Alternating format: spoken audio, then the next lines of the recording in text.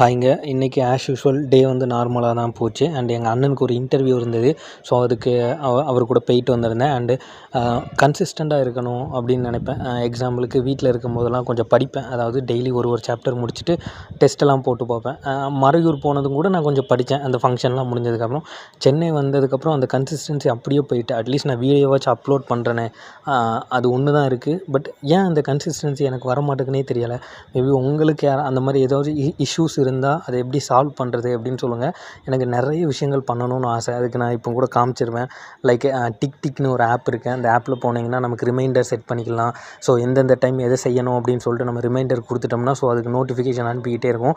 So இன்றைக்கி காலையிலே எந்திக்கணும் அப்படின்னு நினச்சேன். எந்திக்க முடியல. காலையில் எக்ஸசைஸ் பண்ணுறது ரொம்ப நல்லது. பட் என்னால் பண்ண முடியல. நான் ஈவினிங் தான் பண்ணேன்.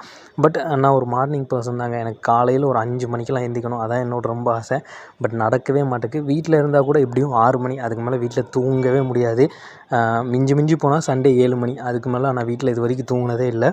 பட் எனிவேஸ் அதில் எப்படியாச்சும் நம்ம ஸ்டிக் ஆகி இருக்கணும் அப்படின்னு நினைக்கிறேன். பட் அன்ஃபார்ச்சுனேட்டாக முடிய மாட்டேங்குது. மேபி ஏதாவது கன்சிஸ்டண்ட்டாக இருக்க டிப்ஸ் இருந்தால் எனக்கு கொஞ்சம் கொடுங்க, யூஸ்ஃபுல்லாக இருக்கும்.